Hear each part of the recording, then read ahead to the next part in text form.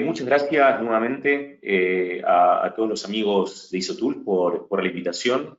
Esta modalidad de contar algo de lo que hacemos en la práctica en este formato webinar tiene algunas ventajas, como por ejemplo poder conversar con gente de diferentes partes del mundo, que sé que están, ahora casi 150 personas en este momento, y tal vez como desventaja la falta de interacción, ¿no? La falta de interacción presencial, que también es muy interesante, pero bueno, vamos a tratar de que cada duda que tengan la puedan anotar y siempre, tal vez, cuando termine la sesión, ¿sí? Cuando termine Cintia también, poder responderlas o también responderlas en forma diferida, no hay ningún problema.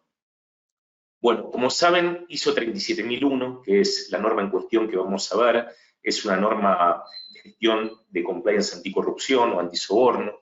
Es de muy compleja implementación para aquellas organizaciones que no tienen la vocación de trabajar bien, o sea, de tener un cumplimiento real, pero es de muy sencilla implementación y de apasionante implementación también para entidades que tienen todo el compromiso de trabajar bien, porque no solamente que nos va a guiar para que eso ocurra, sino que nos va a dar un montón de tips que podemos extraer de la lectura y que son una guía muy buena para poder lograr el resultado buscado.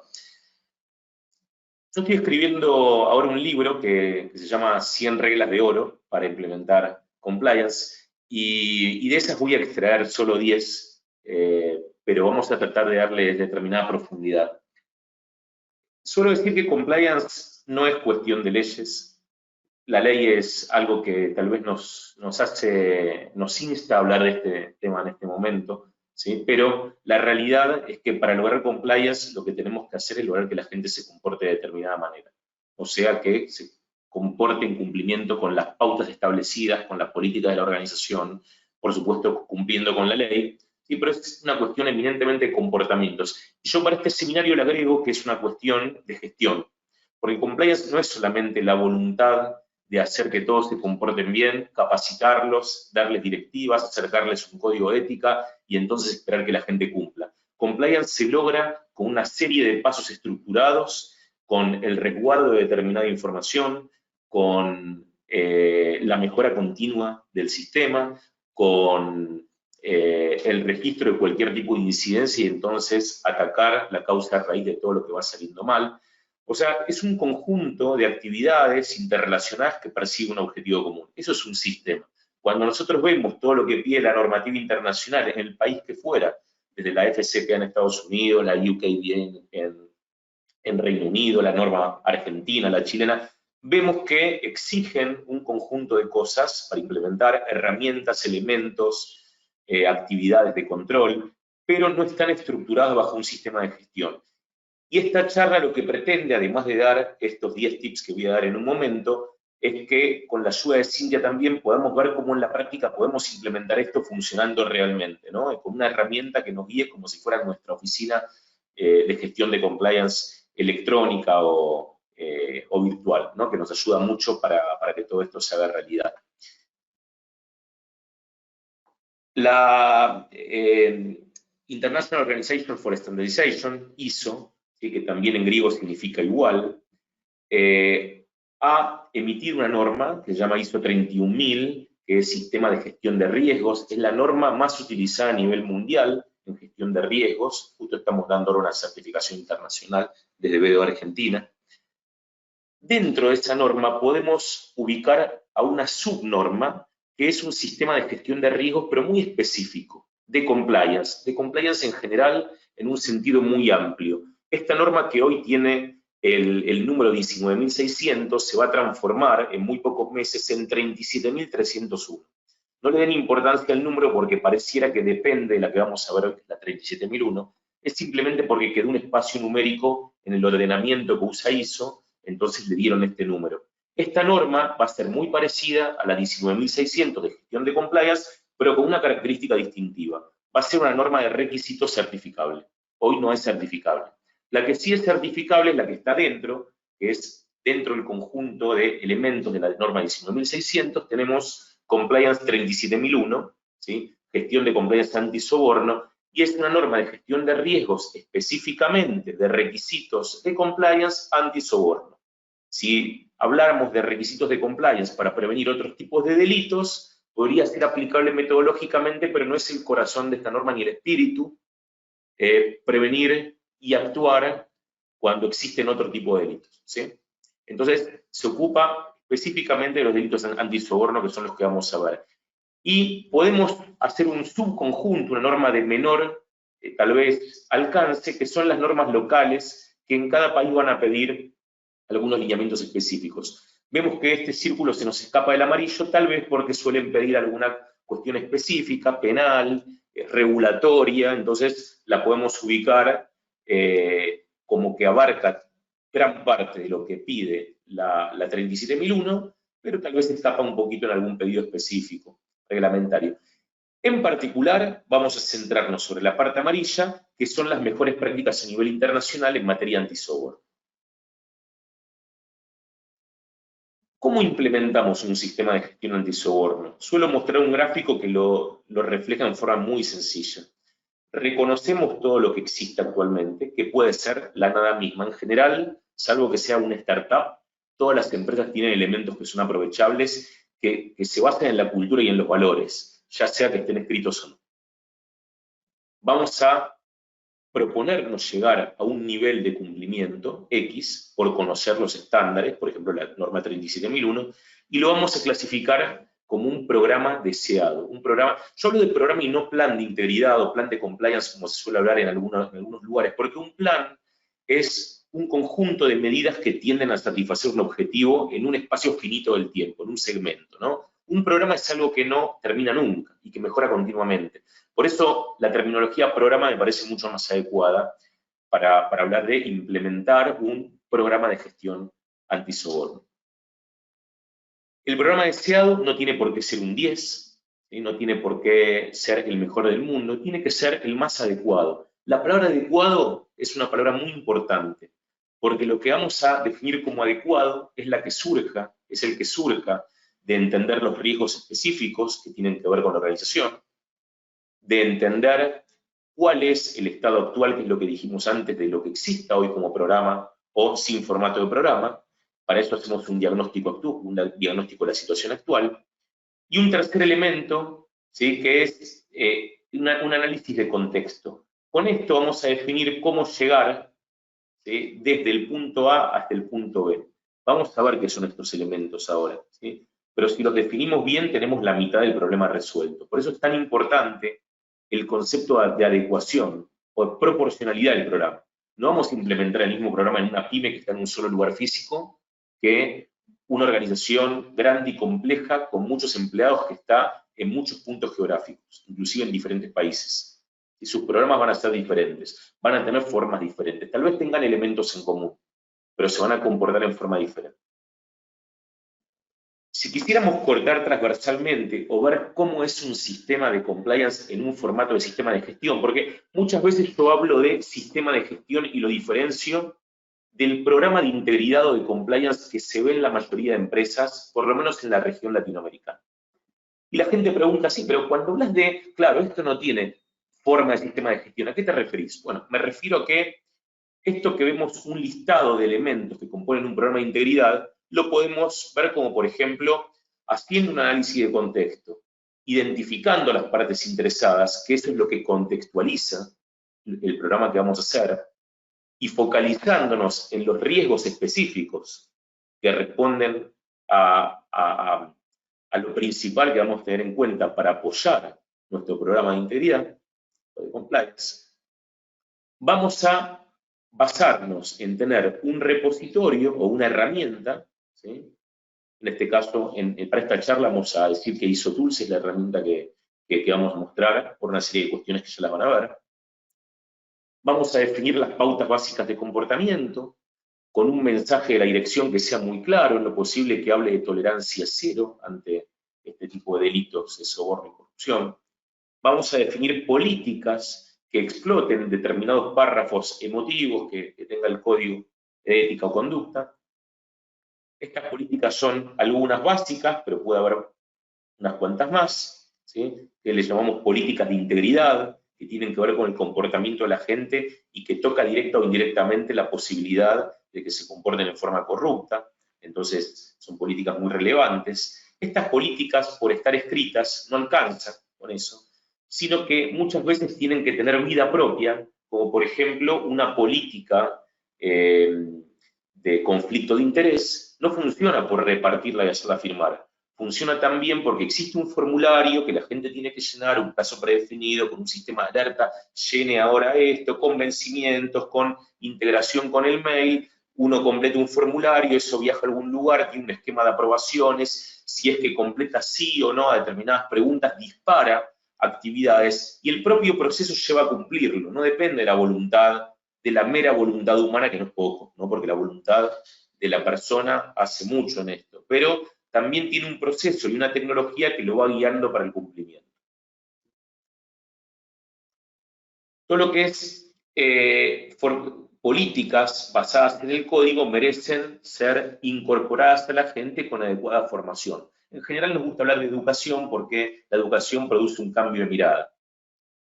Y todo esto también va a parar al mismo repositorio, ¿sí? También de las políticas y el código se desprende la necesidad de tener un canal de reporte ante conductas no éticas con determinadas características de confidencialidad, confiabilidad, posibilidad de anonimato si fuera necesario, muy buena práctica atendida por un tercero, pero no excluyentemente, y tiene que haber un protocolo, ¿sí? Para que esta línea funcione con determinadas reglas en forma transparente, atendida en lo posible por un conjunto de personas que a veces le llamamos comité de ética, quien decide si estimar o desestimar estas denuncias, un protocolo de investigación, y van viendo cómo se encadenan todos los elementos. Esto es la primera manifestación de un sistema de gestión, porque se basa en procesos e interacción de esos procesos. Si esos procesos estuvieran aislados, no hablaríamos de sistema de gestión, porque un sistema de gestión supone la interrelación armónica de todas estas partes que estamos explicando.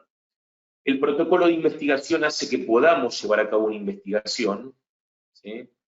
Todo esto, tanto lo que sucede en la línea como en las investigaciones, forman parte de un repositorio de información con reglas que están parametrizadas también en la misma herramienta. Un relacionamiento con terceros que se basa en conocerlos mejor, con debidas diligencias, a veces cuestionarios, a veces conocerlos mejor con un background check, un chequeo de antecedentes más profundo de diversos tipos, todo en base a los riesgos que identificamos también, auditorías de campo si fueran necesarias o in situ, también la adecuada formación a los terceros relevantes que necesiten saber cómo cumplir porque nos ponen en riesgo, y también con elementos que me permitan tener información de cómo funciona ese sistema de gestión mediante información analítica, mediante las revisiones por la dirección, que es otro elemento importante, como lo son también las auditorías internas, ¿sí? Y todo lo necesario de resguardo de las evidencias, porque hay un principio en estos sistemas de gestión y más en lo que es anticorrupción, que actividad que realizo o control que realizo para mitigar riesgos antisoborno, que no los puedo demostrar, para la justicia no existen. Y detrás de todo sistema de gestión antisoborno, a diferencia de uno de gestión de calidad, está la justicia, está la posibilidad de que la organización tenga graves penalidades, pague multas o que gente vaya a prisión. En este caso, lo ligamos mucho a la responsabilidad penal de las empresas o de las personas jurídicas, por lo cual estamos hablando de los riesgos que tiene una entidad, incluso hasta de dejar de existir o de perder beneficios otorgados por los gobiernos para poder operar, etcétera, ¿no? Y multas graves. Entonces, lo que no puedo demostrar, como regla general, no existe, y por eso un sistema de gestión integrado, documentado y con una herramienta que me va guiando para hacer todo esto es esencial hoy en día. ¿Sí? Por eso también vamos a presentar esta herramienta ISO Tools. Dando un paso atrás y ahora sí vamos a arrancar con estos 10 pasos que nos proponemos hoy, extrayendo de estos 100 que pronto se los voy a proponer por escrito, ¿sí? en un libro electrónico que va a salir. Pero estos 10 tips para gestionar un sistema de gestión bajo 37001 exitosamente, y dijimos como un tip cero que la intención de la organización sea tener una función de compliance, un espíritu de compliance real, que no sea para la foto ni para el maquillaje. ¿Sí? Eso es esencial, si no, ninguno de los 10 tips que siguen va a poder aplicarse en la práctica.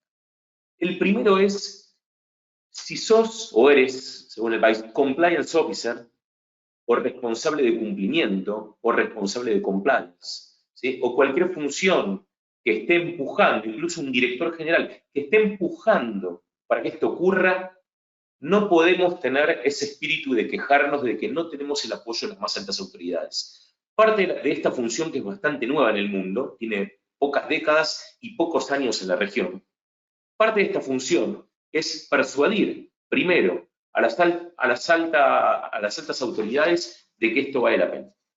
Porque si no podemos tener ese espíritu y no podemos hacer todo lo necesario para lograrlo, algo en la función está mal, ¿sí? Y no digo que sea de un día para el otro, pero mientras no logremos eso, tiene que ser parte incansable de la función de compliance. Entonces, acá la directiva es, y el consejo para la práctica es, no tenemos el apoyo, hay que gestionarlo, ¿sí?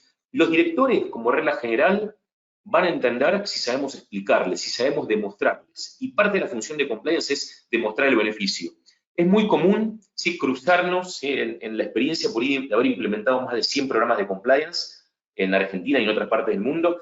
Es muy común escuchar que la función de compliance mal elegida empieza quejándose.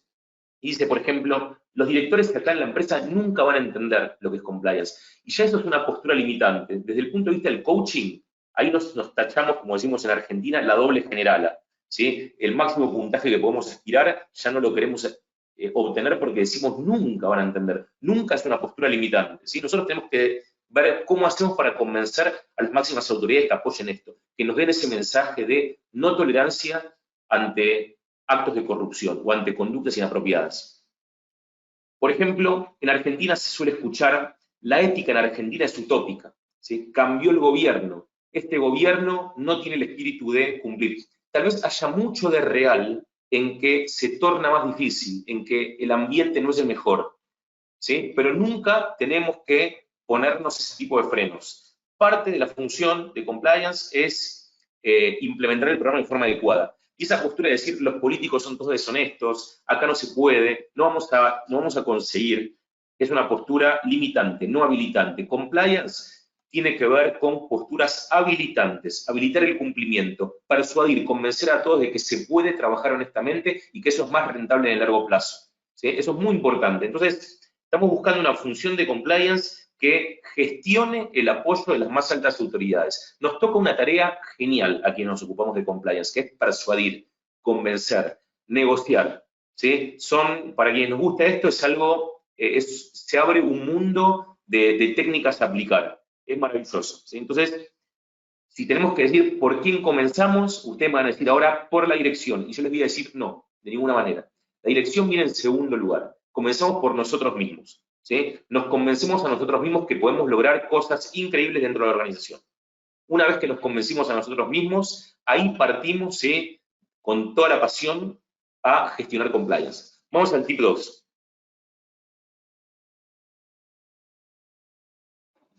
Se debe considerar como un aspecto esencial en la implementación de un programa de compliance el cambio cultural, la gestión del cambio cultural, del cambio de cultura, ¿sí? Los seres humanos necesitan entender por qué vamos a implementar un programa de compliance, por qué ahora y en qué me va a beneficiar.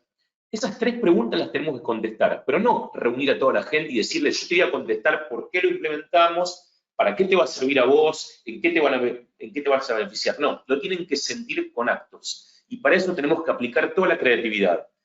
La gestión de cambio, que es una disciplina en sí misma, tiene 4 pilares muy importantes, ¿sí?, o para algunos 5 o 6, pero básicamente comunicación, capacitación, educación, cambio de mirada, entender impactos en la gente, entender cómo vencer esos impactos, entender en quiénes nos podemos apoyar para implementar esto y cuáles son las resistencias máximas, ¿sí?, qué personas no van a querer que esto ocurra y por qué. Cuando identificamos todo eso, vamos a poder emprender una cantidad de medidas relacionadas con esta gestión de cambio cultural. Ahí les pido que tomen nota y que empiecen a investigar sobre change management, sobre gestión de cambio. Es una disciplina apasionante que está muy ligada al cumplimiento. Tercer tip, ¿sí?, potenciemos nuestro rol de compliance, no con toda la energía nuestra y nada más. no tampoco con nuestra energía y la de nuestro equipo si tenemos la suerte por pertenecer a una organización por ahí que tiene los recursos para darnos más recursos. No nos conformemos con eso. Tenemos que crear un equipo de característica inteligente y para eso vamos a tener que buscar dónde la palanca de compliance mueve la mayor cantidad, digamos, de montañas, ¿sí? Para ponernos algo complejo y ambicioso, ¿sí? Tenemos que tener en cuenta esta máxima de compliance somos todos y tenemos que llegar a eso. El que vende, el que produce, el que hace cualquier tipo de actividad en la organización, el que está comprando, el que está en la trinchera, es el que debe actuar con compliance, porque ningún compliance officer va a poder producir eso detrás de un escritorio, ni siquiera yendo a todos los lugares de la organización, que lo va a hacer secuencialmente, no puede estar como en todos los lugares a la vez, no puede estar en todos los lugares a la vez. Entonces, para esto va a tener que aplicar toda su inteligencia, ¿sí? Para que todas las partes interesadas o stakeholders, ya sea personal propio o terceros, actúen en cumplimiento, ¿sí? ¿Cómo se hace? Bueno, es una de las cosas que tenemos que, bueno, Cintia también nos lo va a explicar en la práctica también, ¿no? Cómo hacer que un poco compliance funcione a través de la gente y tenga vida propia. Y esto está muy ligado a lo que dijimos antes, ¿no? Persuadir a otros para que estas cosas ocurran. Un ejemplo es, compliance puede ir, como se hace tradicionalmente, a dar charlas por todos los rincones de la organización y todos los proveedores. Ahora, hay algo mucho más potente y que funciona mucho mejor que eso, que es que cada una de estas charlas las dé el líder de cada área, ¿sí? El gerente, el director, es mucho más creíble que lo haga una función que lo tiene que hacer sí o sí. Y para eso compliance tendría que lograr esto. Sigamos adelante. Otorguemos,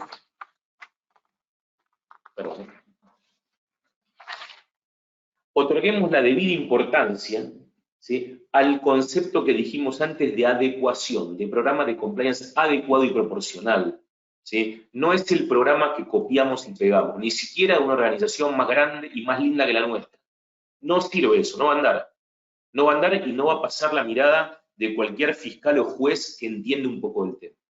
¿Sí? Además de que no queremos llegar a esa instancia, ojalá no llegue nunca. Entonces, miremos bien a nuestra organización, pongámosle la lupa, entendámosla bien, entendamos bien el contexto. El contexto de la organización se divide en dos cuestiones fundamentales. ¿Sí? En el contexto en sí mismo, dónde está la organización, qué lugar ocupa, qué cantidad de gente tiene, con qué dispersión geográfica, qué tipo de gente tiene, ¿sí? ¿Qué tipo de gente, qué culturas coexisten en la organización? A pesar de que siempre uno quisiera tener una cultura organizacional única, pero ¿dónde está la gente? Hay algunos que, no sé, instalan cosas en la vía pública, otros que atienden a gente, otros que están en un área que toman poco contacto con la gente, que tienen más o menos estudios. Todo eso tengo que mapearlo, tengo que entender qué incentivos tiene cada persona en la organización. Eso hace al contexto y a las partes interesadas, ¿sí? ¿En qué lugares geográficos opera? ¿Qué nivel de enforcement o de fuerza tiene cada país, cada lugar geográfico para hacer aplicar las leyes de anticorrupción, por más que existan, ¿sí? ¿Hay gente presa o no hay gente presa? Todo eso me va a marcar el ritmo de compliance. Una vez que entienda todas las partes interesadas, ¿sí? Dónde está la organización y qué cosas las rodean, voy a hacer algo que es lo que le sigue, que es un fuerte análisis de riesgos, ¿sí? Decimos que analizar los riesgos, que es el primer paso de la gestión de riesgos, es mirar un poco más de lo que los ojos nuestros nos indican.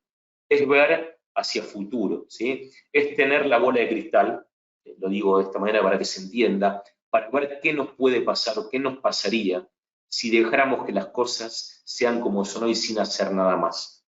Y como no lo vamos a permitir, vamos a poner adecuados controles que vamos a, no digo a diseñar de cero, porque no reinventamos la rueda, pero que vamos a limar, a tunear, a adaptar las herramientas de compliance ya existentes para que queden bien implementadas en nuestra organización. ¿Producto de qué? Del análisis de contexto y de una adecuada identificación de riesgos. Hay muchas técnicas para identificar riesgos y yo voy a decir la que más resultado nos dio en la cantidad de programas que implementamos, ¿sí? Los talleres de riesgos. Hay un miedo que tiene el empresario, por lo menos en Argentina y en otros lugares de Latinoamérica donde nos tocó participar, que es hablar de los riesgos, ¿sí? Por ejemplo, decir que si esta persona o esta función atendiera las inspecciones que hace el gobierno sobre nuestra planta de tratamiento de efluentes para validar nuestra gestión ambiental, en el riesgo mayor que tenemos, que es la contaminación de espacios públicos, de aguas públicas, ¿sí? Con los desperdicios que produce nuestra planta productiva, para decir un ejemplo, estaríamos en graves problemas, tendríamos un riesgo gigante, es un riesgo medioambiental.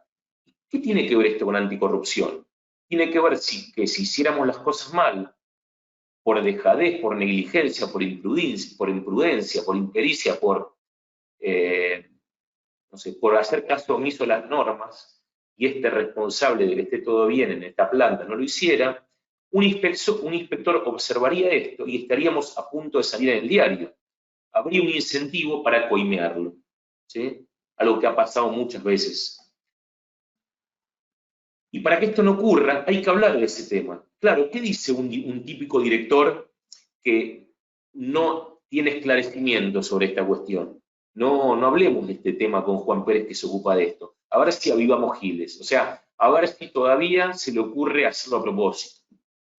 O pedirle a alguien que nos inspeccione, darle una cometa, repartirla. Son mente retorcida, que podría llegar a ocurrir, pero hay algo infinitamente más importante, que es adiestrar a todos para que los hechos de corrupción no ocurran.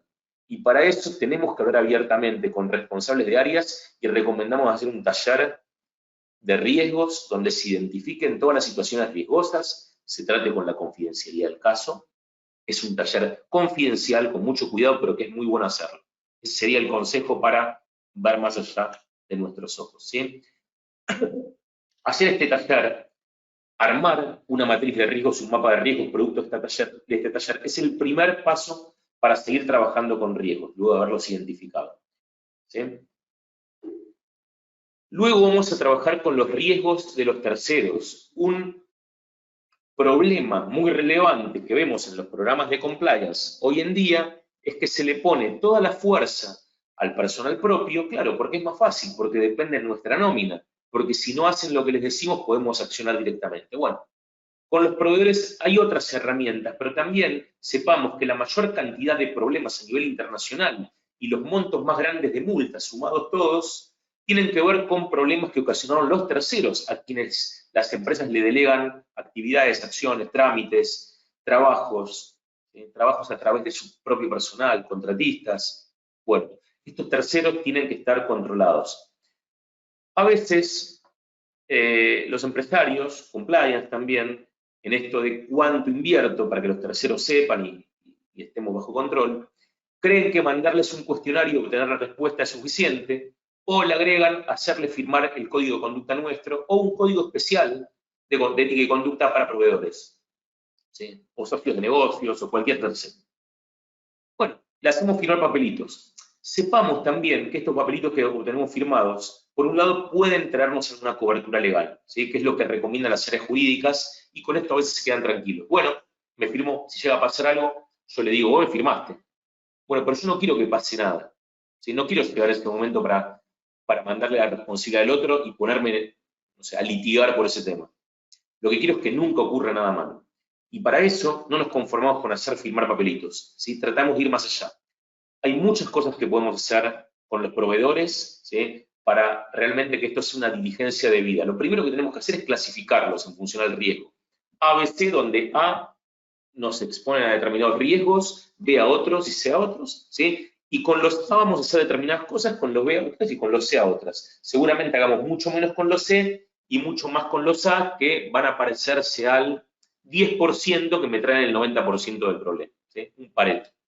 Con ese 10% tal vez tenga que sacar algunos reportes, unos background checks más profundos, tal vez tenga que pedirles más información y tal vez de vez en cuando tenga que visitarlos y darles alguna charla o alguna capacitación. ¿Por qué? Porque me pueden traer graves problemas. Por ejemplo, un despachante de aduana, ¿sí? ¿Y por qué un despachante de aduana? Y porque aduana es uno de los lugares más corruptos por lo menos en la región, ¿sí? Y en nuestro país en particular. Que me disculpen los buenos funcionarios. Ayer a una serie de personas, nos hicieron una nota en el periódico La Nación de Argentina, justo sobre este tema, los riesgos que tiene operar en comercio internacional, importando y exportando. Sobre todo importando. ¿Sí? Entonces, es muy común que aduana me pare un container, que tengo que entregarlo, tal vez porque sea perecedero, o porque tengo multas en la no entrega, o porque tengo altísimos costos de que estén depositados ahí improductivamente, ¿sí? Y van jugando con esos tiempos como una especie de extorsión tácita para pedir cometa. Entonces, el despachante tiene que tener muy, muy claro la voluntad de la organización, si es que la organización está dispuesta a no pagar cometa, porque el despachante a veces la puede pagar, ¿sí?, fuera de la voluntad de la empresa. Es un ejemplo entre muchos, ¿sí? Entonces, no nos conformamos con hacer firmar papelitos a los proveedores. Punto 7, ¿sí? No minimicemos la importancia de lo que es un código de ética y conducta, ni de las políticas. Tiene que tener una consistencia esto, como esqueleto donde el cerebro hace mover a los distintos huesos y músculos. En esa estructura de código y políticas, y a veces procedimientos también, voy a armar todo el esquema normativo anticorrupción. Si esto son papelitos formato banco, discúlpenme, formato banco viejo, el otro día estuvimos hablando con un cliente banco, que ¿qué es lo que hacen? ¿Sí? Ponen un esquema, arriba con la aprobación, un texto muy aburrido, bueno, a la gente no le gusta leer papelitos, sepámoslo. Nadie tiene ganas de leer un código de ética, ni mucho menos una política de regalos, de viajes o lo que sea. No tiene mucho glamour y no es más divertido, por ejemplo, que encender Netflix y mirar una película. Nadie va a leer eso y mucho menos un fin de semana. Entonces, ¿qué tenemos que hacer? Hacer de eso algo atractivo, que dé ganas de leer. ¿Cómo? Usando toda la creatividad y haciendo alianzas estratégicas, como por ejemplo con comunicación, ¿sí? Esto es gestión de cambio puro. ¿Cómo creamos engagement? Tenemos que hacer algo con gamification, con gamificación, dar algún tipo de premio, crear algún tipo de workplace o de lugar tipo red social interna donde se discutan temas, casos, la gente entre un código, y bueno, toda esta ciencia la estamos explotando permanentemente para lograr los objetivos buscados, ¿no? Entonces, lo que hay que tener en cuenta cuando hablamos de un código es que sea atractivo, ¿sí? Que tenga la parte de lo que llamamos ahora UX e IX, o sea, interfaz del usuario. El usuario puede ser una persona muchas veces joven, que no le gustan los textos viejos, no le gusta leer la investigación de Harvard, le gusta leer algo más gráfico, más infográfico, más visual, más fácil, con menos tiempo, tal vez más veces, pero no quedarse 2 horas leyendo algo. Eso es insoportable para alguien de las nuevas generaciones, ¿sí? No podemos tratar igual a todo el mundo. Entonces, creamos algo con muy buena interfaz del usuario, adecuada comunicación, adecuada capacitación, chequeamos la comprensión de cada persona con algún tipo de cuestionario, juego, lo hacemos accesible desde cualquier lugar. Nuestro 75-80% del tiempo digital, si sumamos el fin de semana, 95% de nuestro tiempo digital es mobile. ¿Por qué hacemos que la gente todo el tiempo esté leyendo un código de una computadora? Hagamos algo responsivo, hagamos algo que se pueda leer desde el teléfono, ¿sí? No sigamos insistiendo sobre las cosas viejas que no andan. Punto siguiente. No nos conformemos con un compliance officer y listo. Nos dieron presupuesto para No, diseñemos una estructura inteligente, designemos sin gastar un peso más, embajadores de compliance en diferentes rincones que, además de sus funciones, tengan alguna responsabilidad de dar una charla, de tratar de hacer firmar algo cuando es necesario, de notificar a la gente, de pegar algo en la cartelera, de hablar con otros, de ser el punto focal para una consulta, para un dilema ético. Diseñemos algo inteligente.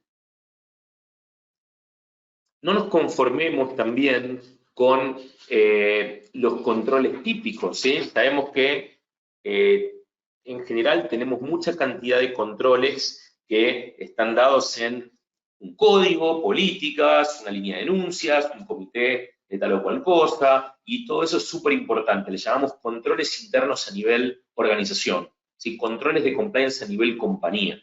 Son controles muy relevantes que parten de arriba hacia abajo y que van a marcar las pautas de comportamiento y las grandes cuestiones que aplican a toda la organización como un todo, ¿sí? Pero luego el partido no se juega desde ese lugar, el partido se juega en las microsituaciones que ocurren en el día a día donde está operando la compañía, y para eso, o la organización, ¿sí? Si es un ente sin fin de lucro.